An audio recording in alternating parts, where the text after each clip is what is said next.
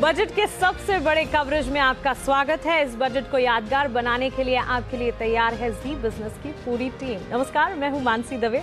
Budget में कौन से ऐलान हो सकते हैं, किन फैसलों पर बाजार की नजर रहेगी, बजट से पहले ग्लोबल संकेत कैसे हैं और आज किन शहरों में कमाई के मौके बनेंगे, ये बताने के लिए हमारे साथ हमारी रिसर्च और रिपोर्टर्स की पूरी टीम जुड़ गई है।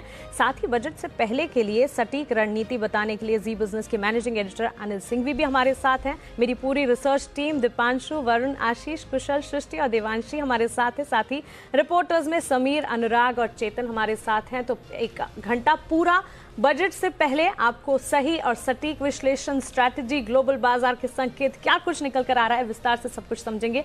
सबसे पहले रुक करते हैं जी बिजनेस के मैनेजिंग एडिटर अनिल सिंघवी जी का। Anil sir, good morning. Mood माहौल सेट हो चुका है, कयास कई सारे लगाए जा रहे हैं, सेक्टर से जुड़ी बातें भी हम जान रहे हैं, लेकिन आपके ओपनिंग रिमार्क्स सबसे पहले हम जानना चाहेंगे। जैसा वित्त मंत्री ने कहा है कि नेवर लाइक बिफोर बजट, तो उम्मीद करते हैं कि कुछ बड़ा एक्शन बजट में होगा और बड़ा एक्शन दोनों ही तरफ होगा। बिल्कुल, शायद कुछ अच्छा और कुछ खराब, जैसा कि मिक्स फीलिंग्स हमेशा बजट में जाने के वक्त होती है, और मैं उम्मीद करता हूं वैसा दोनों मिलेगा। मेरे ख्याल से जो बजट में हो सकता है वो ये कि short term pains, long term gains. हाँ, तो अगर आप शॉर्ट टर्म सोचे तो शायद आप थोड़ा परेशान हो, लेकिन लॉन्ग टर्म डायरेक्शन देने वाला बजट होगा। जैसा प्रधानमंत्री जी ने भी कहा कि जो पिछले बजट आपने देखे उसी दिशा में बजट आपको देखना होगा। तो मुझे लगता है कि इस वक्त इकोनॉमी को और देश को जिस डायरेक्शन की तलाश है वो इस बजट में आपको जरूर मिलेगी, और बाजार को भी एक करेक्शन के बाद डायरेक्शन की तलाश है, तो वहां पर भी आज वो तलाश पूरी होनी चाहिए। ठीक है, तो short term pain, long term gain, और साथ ही सर शुरुआत ही आपसे कर रहे हैं, तो हमें पॉजिटिविटी भी मिल चुकी है, और अब आपकी तो लंबी पारी है आज के लिए, फिर काफी लंबी पारी खेलने वाले हैं आप। कब तक ये तो हम भी नहीं जानते। पड़ चुकी है, तो बजट पर आदत पड़ चुकी है। पिछली पारी मैंने और दीप ने साथ में खेली थी, तो अब से लेकर शाम 5 बजे तक तो नॉन स्टॉप है ही। उसके बाद देखते हैं क्या कुछ होता है। लेकिन आज के सेशन को 2 भागों में बांट लिया जाए, प्री बजट और पोस्ट बजट। तो अभी हम जो बात करेंगे वो प्री बजट की बात करेंगे। 8 बजे जो डिस्कशन होगा वो बिल्कुल अलग तरह का होगा। तो 8 बजे में आपको पूरा बजट में क्या कुछ हो सकता है, बजट के वक्त, बजट के बाद मार्केट का मूड माहौल कैसा रह सकता है, क्या लेवल्स आ सकते हैं, किन लेवल्स पर आपकी क्या स्ट्रेटेजी होनी चाहिए, और कौन से सेक्टर, स्टॉक्स वहां आपको पैसा लगाना चाहिए और किस तरह से लगाना चाहिए। बिल्कुल, कहां लगाएं, किन सेक्टर्स में लगाएं, कब लगाएं, किस तरह से लगाएं। बिल्कुल, इसके अलावा आप कुछ जानना नहीं चाहते। लेकिन फिलहाल एक चीज बता दूं, अभी आपको प्री बजट अब से लेकर 11 बजे तक के लेवल्स में आपको बता दूं। निफ्टी पर 13,450, 13,550 स्ट्रॉन्ग सपोर्ट जोन है अब से लेकर बजट तक, उस पर आपको फोकस रखना है। और ऊपर की तरफ 13,725 से 13,825 वो रेंज है जो निफ्टी ऊपर बजट से पहले ट्रेड कर सकता है, ज्यादा से ज्यादा 13,900, हालांकि वो भी काफी दूर है। तो 13,725, 13,825 ऊपर की रेंज होगी, और नीचे के आपके लिए जो इंपॉर्टेंट सपोर्ट लेवल्स हैं वो आएंगे आपके लिए 13,450, 13,550। अब आइए बैंक निफ्टी पर जो बड़ा सपोर्ट जोन है बजट से पहले वो 30,150 से 30,250, ज्यादा दूर नहीं है। और अच्छी बात है कि देखिए डाउ 600 पॉइंट गिरने के बावजूद एसजीएक्स निफ्टी के हाल इतने बुरे हैं नहीं, तो और थोड़ा बहुत एशिया में जो रिकवरी हो रही है उसका भी फायदा हमें मिलेगा। ऊपरी स्तरों पर अगर आप देखें तो निफ्टी 31,175, ये वो रेंज है जो बजट के पहले आपको ध्यान में रखनी है। तो सिंपल है, अभी फिलहाल आप फोकस बजट से पहले की रेंज पर करिए, बजट के बाद की रेंज बाद में देखेंगे। चलिए, तो बिल्कुल यहाँ पर आपको ये भी समझ आ चुकी हूँ कि किस तरह से बजट को देखना है, किस तरह से 2 भागों में इसे बांटना। और अब आप ये भी जानते हैं कि हर घंटे बजट से जुड़ी खास पेशकश में जी बिजनेस के साथ जुड़े रहना आपके लिए कितना जरूरी है, क्योंकि हर घंटे जो लेवल्स हम आपको बताएंगे, बाजार की वॉलेटिलिटी से जुड़ा जो कुछ भी हम आपको बताएंगे आपके लिए काफी इंपॉर्टेंट हो जाएगा। आज का ट्रेडिंग सेशन काफी इंपॉर्टेंट है, और इसीलिए चलिए शुरुआत करते हैं। और सबसे पहले ग्लोबल मार्केट का सेटअप समझ लेते हैं। डाउ, नैस्डैक और एशियाई बाजार में आज बजट के दिन कैसे संकेत हैं, जान लेते हैं दीपांशु भंडारी से। दीपांशु, गुड मॉर्निंग, बताएं ग्लोबल मार्केट सेटअप आज कैसा दिख रहा है? तैयार दिख रहे हैं ग्लोबल मार्केट्स भारत के बजट के लिए। जैसा अनिल सर भी बता रहे थे, एक अच्छी रिकवरी आपको एशिया में आती हुई दिख रही है, क्योंकि डाउ फ्यूचर्स भी आज सुबह अगर आप बात करें तो यहाँ पर आपको कमजोरी दिखी थी, पर निचले स्तरों से 200-250 अंकों का आपने सुधार देखा है। और बाकी के एशिया के बाजार आप देखें तो वहां पर भी आपको बढ़िया संकेत इस समय आते हुए दिख रहे हैं। हालांकि फ्राइडे का सेशन था वो काफी खराब रहा, पर इस हफ्ते काफी अहम इवेंट्स रहेंगे। अमेजॉन, अल्फाबेट, फाइजर, जीएसके जैसी कंपनीज के नतीजे आएंगे। यूएस जनवरी जॉब्स डेटा आएगा, 50,000 जॉब्स जुड़ने का अनुमान है, तो ये एक अच्छी बात है। और साथ ही बाइडेन साहब का जो स्टिमुलस प्लान है उस पर भी चर्चा हो सकती है। शुक्रवार को हमने देखा काफी भारी गिरावट रही, 600 अंक लुढ़का है डाउ और दिसंबर के बाद पहली बार 30,000 के नीचे हमने जाते हुए देखा। नैस्डैक S&P 500 में भी 2% की गिरावट थी और सभी सेक्टर्स पर आपने दबाव आते हुए देखा है। गेम स्टॉप जहां पर शॉर्ट स्क्वीज चल रहा है, लगभग 70% का उछाल इस शेयर में आपने आते हुए देखा है। पिछले हफ्ते अमेरिकी बाजार लगभग 3% नीचे थे, जो कि अक्टूबर के बाद सबसे बड़ी साप्ताहिक गिरावट है। हालांकि अगर आप जनवरी की बात करें तो डाउ सिर्फ 2% फिसला है और नैस्डैक तो 1.5% ऊपर बंद हुआ है। यूरोप यहां पर हमने 1.5 से 2% की बिकवाली देखी है। कच्चे तेल पर दबाव है, ब्रेंट $55 के करीब आ चुका है। डॉलर दायरे में है, सोने में खरीदारी है, पर आज सुबह सिल्वर पर नजर रखिए क्योंकि यहां पर वॉल स्ट्रीट बेट्स के शॉर्ट स्क्वीज ट्रेड चल रहे हैं, जहां पर हम अभी 4 से 5% का उछाल सिल्वर में देख रहे हैं। तो ये एक इंटरेस्टिंग कमोडिटी हो सकती है आज के लिए। ओके, तो क्लियरली यहाँ पर देखिए ग्लोबल मार्केट्स का सेटअप भी आप जान रहे हैं और ग्लोबल मार्केट साथ चलते हुए भी दिखेंगे। डोमेस्टिक मार्केट्स पर इसका कितना असर होता है ये भी वक्त पर हम आपके सामने रखेंगे। और साथ ही आपको बता दें पहली स्ट्रैटेजी भी अनिल सर की तरफ से आपको मिलती हुई दिख चुकी है। और पहले लेवल्स की अगर बात करें निफ्टी के लिए 13,450 से 13,550, इसे मजबूत सपोर्ट जोन्स के तौर पर आप मानकर चलें। 13,725 से 13,825 इस रेंज को आप ऊपरी जोन के तौर पर मानकर चल सकते हैं। वहीं बैंक निफ्टी 30,150 से 30,250 इस दायरे को आप मानकर चलें बैंक निफ्टी के लिए मजबूत सपोर्ट जोन के तौर पर। और साथ ही 31,175 इन लेवल्स को ऊपरी जोन के लिए आप मानकर चले। इसके ऊपर जाने पर बैंक निफ्टी 31,175 पर एक बार नजर रखिएगा। ये राय फिलहाल आपके लिए। तो निफ्टी बैंक निफ्टी के लिए यहाँ पर स्ट्रैटेजी पहली यहाँ पर आपको मिलती हुई, लेकिन साथ ही एफआईएस डीआईएस का एक्शन कैसा रहा ये भी एक बार समझ लेते हैं। शुक्रवार के ट्रेडिंग सेशंस में एफआईएस डीआईएस ने किन लेवल्स पर खरीदारी बिकवाली के आंकड़े दिखाएं, इसे एक बार आपके सामने रख देते हैं। और जिस तरह से आप देख रहे हैं एफआईएस की बिकवाली जो है लगातार यहाँ पर जारी होती हुई दिख रही है। जैसे कि आप अपने टीवी स्क्रीन पर देख रहे हैं, लगातार सेलिंग जो है वो एक कंटिन्यू ट्रेंड में यहाँ पर आती हुई दिख रही है। 22 जनवरी के दिन 636 करोड़ की बिकवाली एफआईएस ने दिखाई, 25 जनवरी के दिन 765 करोड़ की बिकवाली, 27 जनवरी के दिन 1,688 करोड़ की बिकवाली और साथ ही 28 जनवरी 3,712 करोड़ की बिकवाली हमने एफआईएस की तरफ से आती हुई दिखी है।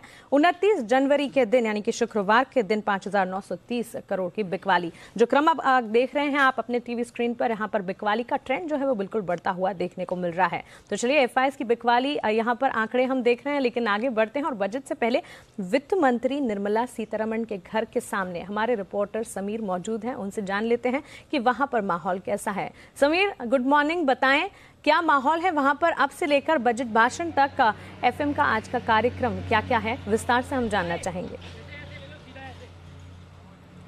Good morning Mansi. और आपको बता दें कि दिल्ली में इस वक्त मौसम करवट ले रहा है, सर्दी से कुछ हद तक राहत मिल रही है और यही राहत इस वक्त फोकस की बात है कि इस वक्त जो अर्थव्यवस्था के सामने चुनौती है उसमें कितनी राहत मिल पाती है। और निगाहें कहां पर है? निगाहें हैं इस वक्त वित्त मंत्री निर्मला सीतारमण, जहां उनके घर के बाहर हम मौजूद हैं और यहाँ पर मीडिया सभी सुरक्षाकर्मी यहाँ पर हैं। लेकिन चूंकि ये अपने आप में ऐतिहासिक नेवर लाइक बिफोर वाला बजट है, तो हम सुरक्षा के दृष्टिकोण से भी अगर देखें तो यहाँ पर काफ़ी चाक चौबंद व्यवस्था की गई है। मैंने इतने बजट कवर किए, लेकिन जिस तरीके से अभी सुरक्षा के नज़रिए से काफ़ी पुलिस मुस्तैद है, लगातार बैरिकेडिंग की जा रही है घर के बाहर। आप देखें तो एक्शन इस वक्त दिल्ली पुलिस का कि ज़्यादा मीडियाकर्मी घर के नज़दीक ना आए और उसके लिए ये बाकायदा बैरिकेडिंग इस वक्त वित्त मंत्री के घर के बाहर सफदरजंग लेन पर 15 सफदरजंग लेन जो कि वित्त मंत्री का निवास है वहां पर ये किया जा रहा है। एहतियातन ये किया जा रहा है ताकि न केवल मीडिया कर्मी बल्कि जो माहौल है इस वक्त देश में, तो कोई भी कैसा तत्व जो यहाँ पे कोई दिक्कत न पैदा कर दे, इसके लिए दिल्ली पुलिस की चाक चौबंद व्यवस्था इस वक्त मौजूद है। हालांकि दिन भर का जो स्केड्यूल रहने वाला है वो मैं आपको बता दूं कि वित्त मंत्री तकरीबन 8:30 बजे अपने निवास से यहाँ से जाएंगे सीधा नॉर्थ ब्लॉक वित्त मंत्रालय की तरफ। और ये बताया जा रहा है कि करीब 9 बजे वित्त मंत्री निर्मला सीतारमण अपनी पूरी टीम के साथ ही राज्य मंत्री अनुराग ठाकुर के साथ में नॉर्थ ब्लॉक से राष्ट्रपति भवन के लिए रवाना होंगे। उसके पहले एक फोटो अपॉर्चुनिटी होगी मीडिया के लिए, जब वो बही खाता, जो सरकार ने ट्रेंड बदला है और अब जो बही खाता दिखाते मीडिया के सामने, तो वो एक फोटो अपॉर्चुनिटी होगी। उसके बाद राष्ट्रपति भवन में वहां से मंजूरी ली जाएगी बजट पेश करने से पहले और उसके बाद तकरीबन 10 बजे वित्त मंत्री अपनी टीम के साथ में पार्लियामेंट पहुंचेंगी और 10:15 बजे कैबिनेट मीटिंग है। कैबिनेट मीटिंग में भी प्रस्ताव को, ये जो बजट पेश किया जा रहा है इसको हरी झंडी मिलने के बाद 11 बजे इसको संसद में पेश किया जाएगा। जी बिल्कुल, तो यहाँ पर देखिए सुरक्षा का पूरा इंतजाम किया गया है और 8:30 बजे वित्त मंत्री जी का काफिला निकलेगा और देश का बजट जो है यहाँ पर आगे अब बढ़कर पेश होता हुआ हम देखेंगे। 8:30 बजे काफिला निकलता हुआ दिखेगा। करीब 10 बजे तक आप देखेंगे कि यहाँ पर इंपॉर्टेंट हैपनिंग सारे होते हुए देखना शुरू हो जाएंगे। हमारे संवाददाता बजट से पहले ढेर सारी एक्सक्लूसिव खबरें लेकर तैयार हैं। अनुराग, सबसे पहले आपसे हम जानना चाहेंगे कि बजट में इंश्योरेंस को लेकर क्या बड़े ऐलान होने की संभावना है। गुड मॉर्निंग, बताएं। देखिए, आज के बजट में जो एक सेक्टर है जिससे जुड़े कई सारे ऐलान होने की संभावना है वो है इंश्योरेंस सेक्टर। पूरी संभावना है कि आज के बजट में जो इंश्योरेंस एफडीआई की लिमिट है वो 49% से बढ़ा के 74% करने का ऐलान वित्त मंत्री निर्मला सीतारमण कर सकती है, क्योंकि उसके पीछे कई सारे रेशनल है। जिस तरह से कोविड के बाद इंश्योरेंस को लेकर देश में जागरूकता बढ़ी है, कई सारी जो इंश्योरेंस कंपनियां हैं जिनको पूंजी की जरूरत है जिससे वो अपना विस्तार कर सके, जो विदेशी कंपनियों की प्रोडक्ट से जुड़ी टेक्नोलॉजी है वो भारत में ला सके। इसके साथ साथ इंश्योरेंस कंपनियों की ये मांग भी रही है कि जो 49% से बढ़ा के इंश्योरेंस की एफडीआई को 74% किया जाए। तो देखना अब ये होगा कि जो मैनेजमेंट, कंट्रोल और ओनरशिप से जुड़ा जो क्लॉज है उससे जुड़ा हुआ ऐलान किस तरह का होता है। इसके साथ साथ जो जनरल इंश्योरेंस कंपनियां हैं उनके लिए एक बड़ा ऐलान हो सकता है कि जो प्रॉपर्टी इंश्योरेंस का प्रीमियम दिया जाता है, होम इंश्योरेंस का जो प्रीमियम दिया जाता है, वहां पर जो है टैक्स छूट है जो ग्राहकों को दी जा सकती है। तो ये जनरल इंश्योरेंस कंपनियों के लिए एक बड़ी खबर होगी। बिल्कुल, तो इंश्योरेंस क्षेत्र की मांग पर सरकार का फैसला क्या निकल कर आता है ये देखना होगा। आगे बढ़ते हैं और अब चेतन भूटानी हमारे साथ जुड़े हैं, उनसे जानते हैं कि फर्टिलाइजर सेक्टर को क्या सौगात मिलने की उम्मीद है। चेतन, गुड मॉर्निंग, बताएं फर्टिलाइजर सेक्टर से जुड़ी क्या उम्मीदें हैं और सेक्टर क्या कुछ मानकर चल रहा है, क्या उम्मीदें लगा रहा है बजट से। Good morning Mansi. जो हमारे सोर्सेज हमको बता चुके हैं और हमने रिपोर्ट भी किया इनफैक्ट सबसे पहले कि फर्टिलाइजर मिनिस्ट्री को 2021 के लिए 80 से 85 हज़ार करोड़ रुपए वित्त मंत्री दे सकती हैं। और इनफैक्ट किसानों के लिए और अच्छी खबर आ सकती है, क्योंकि जो निर्मला सीतारमण ने नवंबर 2020 को अनाउंस किया था 65,000 करोड़ रुपए की सौगात फर्टिलाइजर्स के सब्सिडी को देने के लिए, वो आज अनाउंस हो सकती है। इनफैक्ट टोटल एलोकेशन 2020 के लिए 1,36,000 करोड़ रुपए हो सकता है और 2021 के लिए मेरे सूत्र मुझे बता रहे हैं 80 से 85 हज़ार करोड़ रुपए हो सकता है। फर्टिलाइजर सेक्टर के लिए फटाफट मैं बता दूं, कुछ इंपोर्ट ड्यूटी कट्स भी अनाउंस हो सकते हैं, क्योंकि इंडस्ट्री की बहुत टाइम से डिमांड रही है कि जो फिनिश प्रोडक्ट्स हैं और जो रॉ प्रोडक्ट्स हैं जो इंपोर्ट होते हैं और फिनिश होते हैं उन पे इंपोर्ट ड्यूटी भी कम करी जाए। तो लगभग 1,36,000 करोड़ रुपए की सौगात 2020 के लिए और 80 से 85 हज़ार करोड़ रुपए 2021 के लिए वित्त मंत्री आज अनाउंस कर सकती हैं। तो यहाँ पर फर्टिलाइजर और किसानों को अभी फर्टिलाइजर सेक्टर और साथ ही किसानों को भी बजट से राहत की उम्मीद है। देखना होगा कौन से बड़े ऐलान इस क्षेत्र से जुड़े हुए इस बजट में आते हुए दिखते हैं। आगे बढ़ते हैं और अब हमारे साथ हमारे सहयोगी, हमारे संवाददाता समीर दीक्षित जुड़ गए हैं। उनसे जानते हैं कि रेलवे के लिए वित्त मंत्री क्या ऐलान कर सकती हैं। Sameer, good morning. पैनी नजर रखते हैं आप इन तमाम सेक्टर्स पर, रेलवे सेक्टर के लिए क्या कुछ उम्मीदें निकल कर आ रही हैं? बिल्कुल मानसी, आपको बता दें कि इंफ्रास्ट्रक्चर पे जबरदस्त फोकस है सरकार का। और अगर आप बात रेलवे की करें तो सिर्फ रेलवे नहीं बल्कि एविएशन में भी, एयरपोर्ट इंफ्रास्ट्रक्चर में रेलवे के इंफ्रास्ट्रक्चर को और आगे ले जाने के लिए सरकार इसमें जबरदस्त खर्च करने के लिए बजट में इसको लेकर के प्रावधान कर सकती है। सूत्र ये बता रहे हैं कि इस बार जो रेलवे का बजट रहने वाला है वो तकरीबन 1,70,000 करोड़ से लेकर के 1,75,000 करोड़ का रहने वाला है। और जो ग्रॉस बजटरी सपोर्ट रहने वाला है वो भी करीब 70,000 करोड़ का रहने वाला है। ये तो फाइनेंस की बात होगी, लेकिन आम आदमी के नजरिए से अगर आप देखें तो रेलवे स्टेशन को सुधारना, जो नए ट्रेन सेट लाए जा रहे हैं उनके जरिए, जैसे वंदे भारत ट्रेन की संख्या को बढ़ा करके जो कई रूट्स के लिए नई ट्रेनों को शुरुआत करना, यह भी सरकार के फोकस में है।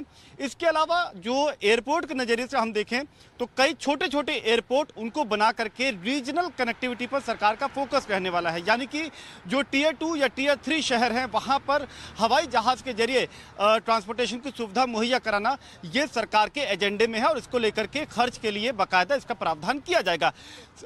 किसानों का जो फोकस है इस वक्त, जो स्थिति बनी हुई है, सरकार ये चाहती है कि किसानों का न केवल दिल जीते बल्कि जो उनकी नाराजगी है उसको दूर किया जाए। यही वजह है कि जो किसान रेल सेवा जो रेलवे चला रही है उसको भी विस्तार दिया जा सकता है। किसान रेल सेवा अभी जो चल रही हैं उसके संख्या में ज़बरदस्त बढ़ोतरी की जाएगी, जिसके लिए बजट में इसका ऐलान या फिर प्रावधान किया जा सकता है। तो कोशिश ये की जा रही है कि एक तो खर्च बढ़ा करके इंफ्रास्ट्रक्चर में जो स्पेंडिंग है उसको बढ़ाया जाए और इसके जरिए देश के लेंथ ब्रेथ यानी कि कश्मीर से कन्याकुमारी तक और नॉर्थ ईस्ट से राजस्थान तक, चाहे वो हवाई जहाज़ों या रेलवे के जरिए लोगों की आवाजाही को आसान और सरल बनाया जा सके। बड़ा ही वाजिब समझाया आपने लेंथ और ब्रेथ। रेलवे सेक्टर की अगर बात करें, मांग और उम्मीदों की फहरिस्त हमने देखी है। ये सेक्टर भी काफी इंपॉर्टेंट है, इससे जुड़े क्या कुछ ऐलान आते हैं देखना काफी अहम हो जाता है। लेकिन चेतन, ऑयल एंड गैस सेक्टर के लिए क्या कुछ उम्मीदें हैं ये भी हम आपसे जानना चाहेंगे। क्या ये सेक्टर उम्मीदें लगा रहा है बजट से? देखिए मानसी, जैसे बजट कंसर्न है ऑयल सेक्टर के लिए वित्त मंत्रालय से ज़्यादा कुछ उम्मीदें नहीं रखी जा सकती, क्योंकि यूजुअली जो OMCs होती है, ऑयल मार्केटिंग कंपनीज, वो खुद ही पैसा रेज करती हैं और अपनी रिस्पेक्टिव पेरेंट मिनिस्ट्री, जो ministry of petroleum and natural gas है, उसको देती है। तो जो मेरे सोर्सेज बता रहे हैं कि जो बेसिक अमाउंट होता है 15 से 20 हज़ार करोड़ रुपए का फॉर जो अभी करंट पाइपलाइन इंफ्रास्ट्रक्चर है उसको मेंटेन करने का जो एक्सपेंसेस होते हैं वो फाइनेंस मिनिस्ट्री डेफिनेटली देती है। लेकिन अगर एक्सपेंडिचर कट्स की बात करें, रॉयल ड्यूटी या सेस की बात करें, तो ऐसा कुछ कट अनाउंस होने की उम्मीदें नहीं है, क्योंकि सेकेंड हाफ ऑफ 2021 मेरे सोर्सेज ने बताया कि इस टाइम पे कुछ डिसीजन लिया जा सकता है। लेकिन अगर आज की बात करें तो मेरे सोर्सेज डेफिनेटली डिनाई करते हैं कि ऐसा कुछ अनाउंसमेंट करा जा सकता है। तो डेफिनेटली ऑयल मार्केटिंग कंपनीज के लिए, पेट्रोलियम सेक्टर के लिए वित्त मंत्रालय से ज्यादा कुछ उम्मीदें नहीं होनी चाहिए, बट हाँ 15 से 20 हज़ार करोड़ रुपए का बेसिक एलोकेशन किया जाएगा। ऑलराइट, तो ऑयल एंड गैस सेक्टर की क्या उम्मीदें हैं ये भी हमने जाना, और तमाम क्षेत्रों की, खास तौर से इंश्योरेंस क्षेत्र, साथ ही railway sector, fertiliser, oil and gas की क्या उम्मीदें हैं, विस्तार से हमने समझने की कोशिश की। बिजनेस का एकमात्र लक्ष्य है कि बजट से पहले और बजट के बाद में सारी की सारी जानकारी सही, सटीक और बिल्कुल आसान भाषा में आपको समझाई जाए, और इसीलिए महाकवरेज की शुरुआत हमने कर ली और एक एक कर सारी बारीकियां हम आपके सामने रखते जा रहे हैं।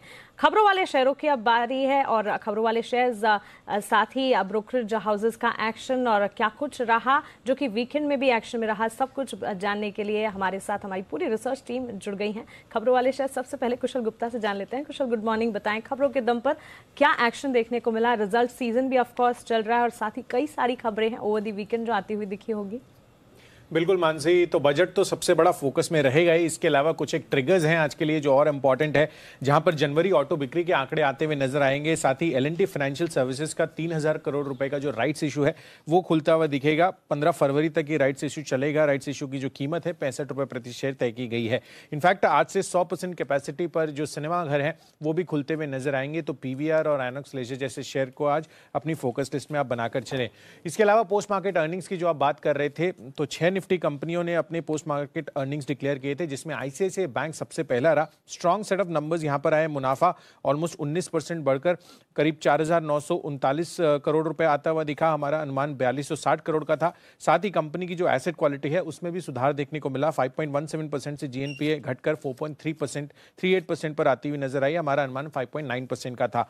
इसके अलावा इंडसइंड बैंक, यहां पर भी अनुमान से बेहतर साइड पर नंबर्स देखने को मिले, जहां पर एसेट क्वालिटी में सुधार देखने को मिला। 2.2% से घटकर 1.74%। साथ ही कंपनी की जो ब्याज से आय है वहां पर भी 11% का उछाल देखने को मिला। 3406 करोड़ की आय जो है कंपनी ने रिपोर्ट की है। सिप्ला, यहां पर नंबर्स अगर आप देखेंगे तो ओवरऑल सभी फ्रंट्स पर बेहतर रहे हैं। खासकर मुनाफा अगर आप देखें तो 113% बढ़कर 748 करोड़ पर, और कंपनी की मार्जिन 17.3% से बढ़कर करीबन 24% आती हुई नजर आई है। हमारा अनुमान 22% का था। टाटा मोटर्स, यहां पर भी हर फ्रंट पर अनुमान से बेहतर नतीजे आते हुए दिखे हैं। मुनाफे में ऑलमोस्ट अगर आप देखें तो 65% के उछाल के साथ 3222 करोड़ का आता हुआ नजर आया, और साथ ही कंपनी की मार्जिन्स में भी लगभग 5% के उछाल के साथ 15.2% पर मार्जिन्स रिपोर्टेड हैं।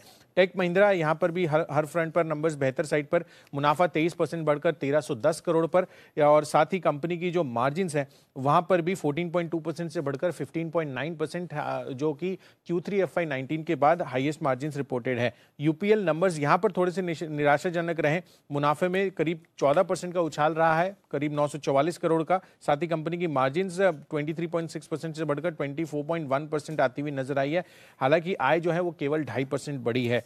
यही नहीं, अगर आप कुछ F&O के नंबर्स भी देखें तो जहां पर सेल था यहां पर बेटर देन एस्टिमेट नंबर्स आते हुए दिखे हैं। मार्जिन्स 25.6% पर आई है। हमारा अनुमान 21.6% का था और कंपनी का जो मुनाफा है वहां पर भी अगर आप देखें तो 1283 करोड़ का मुनाफा कंपनी ने रिपोर्ट किया था। तो यहाँ पर भी बेहतरीन जो है आंकड़े रिपोर्टेड हैं। और अंत में IDFC first bank standard numbers यहाँ पर भी बेहतर साइड पर दिखे हैं। मुनाफा 108% बढ़ा है, यहाँ पर 130 करोड़ का मुनाफा कंपनी ने रिपोर्ट किया और साथ ही कंपनी की जो प्रोविजनिंग है सालाना आधार पर करीब 80% की गिरावट रही है और कंपनी का जो एसेट क्वालिटी है 1.62% से घटकर 1.33% पर आया है। तो IDFC फर्स्ट बैंक से भी बढ़िया नंबर्स आए हैं। ओके, तो एक लंबी लिस्ट है नतीजों की जो कि आने वाले हैं, एक लंबी लिस्ट है नतीजों की जो कि आ चुके हैं। कई सारी खबरों वाले शेयर्स हैं और साथ ही ट्रिगर्स तो हैं ही जिस पर हमें फोकस करना। बजट का बड़ा दिन, तो इन तमाम चीज़ों पर ज़रूर नज़र रखिएगा। आगे बढ़ते हैं और ब्रोकरेज हाउसेस की रिपोर्ट्स क्या कुछ कह रही हैं ये एक बार समझ लेते हैं। सृष्टि हमारे साथ जुड़ी हैं। सृष्टि, गुड मॉर्निंग। बताएं क्या कुछ कह रही हैं ब्रोकरेज की रिपोर्ट्स, क्या एक्शन में है? Very good morning Mansi. सबसे पहले शुरुआत करते हैं कुछ फार्मा शेयर से। सन फार्मा, यहाँ पे अच्छे नतीजों के बाद ब्रोकरेजेस भी खुश होते नजर आए हैं। नोमेरा ने खरीदारी की राय के साथ 623 से लक्ष्य बढ़ा के 730 के कर दिए हैं। वहीं मॉर्गन स्टैनली ने भी ओवरवेट रेटिंग के साथ 611 से लक्ष्य बढ़ा के 705 के कर दिए हैं। पर क्रेडिट स्विस ने अंडर परफॉर्म रेटिंग बरकरार रखते हुए 420 के टारगेट्स दिए हैं। दूसरा सिप्ला, दमदार नतीजों के बाद यहाँ पे सभी ब्रोकरेजेस खुश होते नजर आए हैं। CLSA ने लक्ष्य बढ़ाए हैं, 990 से लक्ष्य बढ़ा के 1020 के कर दिए हैं। खरीदारी की राय बरकरार रखी है। वहीं जेफरीज ने भी खरीदारी की राय बरकरार रखते हुए 1018 के टारगेट्स दिए हैं और JP मॉर्गन ने न्यूट्रल रेटिंग के साथ 730 के टारगेट्स बताए हैं। डॉक्टर रेड्डीज यहाँ पे नतीजों से खुश नहीं आए हैं ब्रोकरेजेस, केवल क्रेडिट स्विस हैं जिन्होंने अपने लक्ष्य बरकरार रखे हैं। आउट परफॉर्म रेटिंग के साथ 5550 के अपने टारगेट्स रखे हैं। इसके अलावा सभी दिग्गज ब्रोकरेज हाउसेज ने यहाँ पे अपने लक्ष्य घटाए हैं। जेफरीज ने खरीदारी की राय बरकरार रखी है, 5532 के टारगेट्स दिए हैं। नोमेरा ने एक रेटिंग डाउनग्रेड किया है, खरीदारी की राय बदलकर अब इन्होंने न्यूट्रल रेटिंग कर दी है। साथ ही लक्ष्य घटाते हुए 5165 के कर दिए हैं। गोल्डमैन सैक्स ने न्यूट्रल रेटिंग के साथ 4890 के टारगेट्स दिए हैं। टाटा मोटर्स, हालांकि नतीजे काफी अच्छे आए थे पर ब्रोकरेजेस ने जितने भी टारगेट प्राइस दिए हैं दिग्गज ब्रोकरेज हाउसेज ने वो करंट मार्केट प्राइस से कम है। JP मॉर्गन ने अंडरवेट रेटिंग देते हुए 170 से लक्ष्य बढ़ा के 235 के कर दिए हैं। मॉर्गन स्टैनली ने इक्वल वेट रेटिंग बरकरार रखते हुए 113 के अपने लक्ष्य बरकरार रखे हैं। वहीं नोमेरा ने रिड्यूस की रेटिंग के साथ 120 के टारगेट्स दिए हैं। इसके अलावा ICICI बैंक, यहाँ पे अच्छे नतीजों के बाद CLSA की तरफ से बेहद पॉजिटिव रिपोर्ट आई है। खरीदारी की राय बरकरार रखी है, 675 लक्ष्य बढ़ा के 800 के कर दिए हैं। वहीं जेफरीज ने भी खरीदारी की राय बरकरार रखते हुए 700 के टारगेट्स दिए हैं। गोल्डमैन सैक्स ने भी खरीदारी की राय के साथ 700 के करीब के टारगेट्स दिए हैं और JP मॉर्गन ने 650 के अपने लक्ष्य बताए हैं। इंडसइंड बैंक, यहाँ पे भी काफी पॉजिटिव रिपोर्ट्स हैं ब्रोकरेज हाउसेज की। मैक्वायरी ने आउट परफॉर्म रेटिंग के साथ 1100 के टारगेट्स दिए हैं। मॉर्गन स्टैनली ने भी 1075 के अपने लक्ष्य बताए हैं। JP मॉर्गन ने न्यूट्रल रेटिंग के साथ 890 के टारगेट्स दिए हैं और जेफरीज ने खरीदारी की राय बरकरार रखते हुए 1100 के अपने लक्ष्य बताए हैं। आखिरी में सेल, यहाँ पे भी अच्छे नतीजों से ब्रोकरेजेस काफी खुश हैं। मॉर्गन स्टैनली ने ओवरवेट रेटिंग देते हुए 66 से लक्ष्य बढ़ा के 75 के कर दिए हैं और वहीं JP मॉर्गन ने भी ओवरवेट रेटिंग देते हुए 90 के टारगेट्स दिए हैं। क्या बात है सृष्टि, इतनी सारी ब्रोकरेज रिपोर्ट्स को एक साथ जोड़कर इतने ब्रीफ में जल्द से आपने बता दिया। चलिए, कई सारी ब्रोकरेज रिपोर्ट्स है, ठीक खबरों वाले शेयर्स की ही तरह भरपूर ब्रोकरेज रिपोर्ट्स है। इससे जुड़ा तमाम एक्शन जो है वक्त वक्त पर हम आपके सामने भी पहुंचाते रहेंगे। अब वक्त है मार्केट एक्सपर्ट से बातचीत करने का। हमारे साथ हमारी टेक्निकल एनालिस्ट सिमी भौमिक अब जुड़ गई हैं। सिमी जी, गुड मॉर्निंग, स्वागत है आपका जी बिजनेस पर। और इस खास पेशकश में हमारी बजट की महा कवरेज में हमारा साथ निभाने के लिए आपका बहुत शुक्रिया। आज का मार्केट सेटअप आप कैसा देख रही हैं? Very good morning Mansi. मुझे लगता है कि आज बजट के दिन है, मार्केट में वॉलेटिलिटी रह सकता है। जैसे निफ्टी के लिए निफ्टी इंडेक्स बेहद वीक है और इसमें कोई खरीदारी का सजेशन नहीं होना चाहिए। मुझे लगता है निफ्टी में फ्रेश सेलिंग देखने को मिलेगा अगर निफ्टी 13,600 के नीचे जाएगा तो, और 13,700 के ऊपर जाके अगर 15 मिनट सस्टेन करेगा तो ही इंट्राडे के लिए लॉन्ग पोजीशन लेना चाहिए। अगर ट्रेड इन बिटवीन कर रहा है 13,600 13,700 के बीच में कोई भी ट्रेड एडमिसिबल नहीं है। बैंक निफ्टी का जो इंडेक्स है वो निफ्टी से बेहतर है, 50 डे के आसपास से सपोर्ट लिया है और लास्ट जो बॉटम बना था उससे हायर बॉटम बनाया है जो 22 दिसंबर को बनाया था, उस बॉटम से इस बार नया हायर बॉटम है। इसलिए बैंक निफ्टी का जो है सेंटीमेंट थोड़ा सा पॉजिटिव है, जिसमें मुझे लगता है कि 30,200-250 के आसपास अगर इंट्राडे में कोई भी डिप मिलता है तो खरीदारी करना चाहिए। 31,100 के और जाएगा ऐसा मैं एक्सपेक्ट कर रही हूँ। मानसी। बिल्कुल, और आज के लिए फिर रिकमेंडेशन सिमी आपसे जरूर जानेंगे, लेकिन इस बीच दर्शकों को, व्यूअर्स को ये भी बता दें कि बुलेटिन की शुरुआत में जहां हम देख रहे थे एशियाई बाजार की शुरुआत में एसडीएक्स निफ्टी जहां लाल निशान के साथ ट्रेड कर रहा था, हरे निशान के साथ बढ़ता हुआ अब आप देखिए 13,741 के लेवल्स पर हरे निशान के साथ हल्की सी से लेकिन तेजी यहां पर और अपने आप को संभालते हुए। सिमी, आपके रिकमेंडेशन अब आप बताएं। रिकमेंडेशन मानसी, आईसीआईसीआई बैंक को खरीदने का सलाह होगा 528 का स्टॉप लॉस के साथ, 545 का पहला और 549 का दूसरा टारगेट के लिए आईसीआईसीआई बैंक को खरीदने का सलाह होगा। और माइंडट्री को सेल करके चलना है। माइंडट्री में थोड़ा सा वीकनेस देखने को मिल रहा है, लो लोवर भी वीकनेस के साथ ही आया था। मुझे लगता है कि माइंडट्री को करंट लेवल पर सेल करके 1666 का स्टॉप लॉस मेंटेन करना पड़ेगा। जितना वीकनेस है उसमें लग रहा है कि 1600 से 1590 तक ये स्टॉक जा सकता है। तो एक आईसीआईसीआई बैंक में बाय कॉल और माइंडट्री में सेल कॉल है आज के लिए। बिल्कुल सिमी जी, शुक्रिया ये तमाम जानकारी के लिए, सवालों के जवाब देने के लिए, आपके रिकमेंडेशंस हमें बताने के लिए। तो चलिए, तो हुई इक्विटी मार्केट्स की बात, लेकिन कमोडिटी बाजार का जायजा भी अब लेते। कमोडिटी बाजार पर आपकी रणनीति क्या होनी चाहिए, ये जानने के लिए हमने बातचीत की एंजल कमोडिटी के अनुज गुप्ता से। उनकी रिकमेंडेशंस अब आपके टीवी स्क्रीन पर आपको बता रहे हैं। सबसे पहले बुलियन मार्केट पर गोल्ड में अनुज की तरफ से खरीदारी की कॉल आती हुई। सोना अगर 49,100 के लेवल्स पर मिल जाए खरीदारी की जा सकती है। 48,900 का स्टॉप लॉस यहाँ पर आपको लगाना होगा। टारगेट्स जो हैं 49,700 यानी कि 49,700 के आपको देखने को मिल सकते हैं। इसके अलावा कच्चे तेल की चाल को देखते हुए खरीदारी की कॉल यहाँ पर भी आती हुई देखने को मिल रही है और खरीदारी कीजिएगा अगर आपको क्रूड 3,780 के लेवल्स पर मिल जाए। घरेलू बाजार पर 3,950 तक के टारगेट यहाँ पर देखने को मिल सकते हैं। 3,740 ये एक स्टॉप लॉस जरूर लगाइएगा। यूएसडी आईएनआर पेयर की बात करें, यहाँ पर भी अनुज की तरफ से एक बाई कॉल आती हुई देखने को मिल रही है। 72 रुपये और 70 पैसे का स्टॉप लॉस जरूर लगाइएगा। 73 रुपये और 50 पैसे तक के टारगेट यहाँ पर देखने को मिल सकते हैं। खरीदारी ही कीजिएगा अगर 73 रुपये के लेवल्स पर आपको मिल जाए यूएसडी आईएनआर पेयर पर खरीदारी की राय। बुलियन मार्केट में सोने पर खरीदारी की राय और कच्चे तेल की चाल आप देखिए। क्रूड में भी खरीदारी की राय ही कमोडिटी एक्सपर्ट की तरफ से आती हुई। और बजट से अलग अलग सेक्टर्स की क्या उम्मीदें हैं बताने के लिए हमारे साथ वरुण, आशीष और देवांशी अब जुड़ गए हैं। वरुण से शुरुआत करते हैं। Varun, good morning. बताएं डिफेंस क्षेत्र की बजट से क्या कुछ उम्मीदें हैं? डेफिनेटली सबसे ज़्यादा फोकस तो डिफेंस क्षेत्र में ही रहेगा। पिछले बार करीब 4 लाख करोड़ के ऊपर का आवंटन किया गया था। इस बार माना जा रहा है कि आवंटन और बढ़ भी सकता है। और याद रखिए, अगर 2025 तक आप ये मान के चल रहे कि 26 अरब डॉलर के आसपास के डिफेंस प्रोडक्ट्स इंडिया में बनने चाहिए, तो जाहिर सी बात है आत्मनिर्भर भारत और मेक इन इंडिया के तहत ये पूरा सेक्टर जो है वो काफ़ी हद तक फोकस में रहने वाला है और इसके लिए आवंटन भी बढ़ने वाला है। और वैसे भी हमारा देश चाहता है कि ज़्यादा से ज़्यादा एक्सपोर्ट हम करें डिफेंस के इक्विपमेंट्स, तो वहाँ पे कहीं ना कहीं नज़र होगी। 101 उपकरण थे जिनके इंपोर्ट पे रोक की लिस्ट जो है उसको और बढ़ाया जा सकता है। पहले लिस्ट 101 की थी, उसको और बढ़ाया जा सकता है। तो कहीं ना कहीं इंपोर्ट को कम करना और एक्सपोर्ट को बढ़ाने पे डिफेंस क्षेत्र में पूरी फोकस होगा। हालांकि कुछ ऐसे प्रोडक्ट्स हैं जिनकी तत्कालीन आवश्यकता है, उनको इंपोर्ट किया जा सकता है। उसके अलावा अगर आप देखेंगे तो मेक इन इंडिया के तहत सबसे ज़्यादा फोकस यहाँ पे होने वाला है और यहाँ पे आवंटन जो है बढ़ सकता है। इसके लिए HAL, BDL, तमाम वो कंपनीज है डिफेंस को रिलेटेड जहाँ पे आपकी नजर होनी चाहिए। ओके, तो इंपोर्ट को कम करना, एक्सपोर्ट को बढ़ाने पर खास तौर से फोकस। इसके अलावा भी डिफेंस क्षेत्र से जुड़ी कई सारी मांगे हैं जो विस्तार से हमें वरुण बता रहे हैं और इन पर हमारी नजर जरूर रहेगी।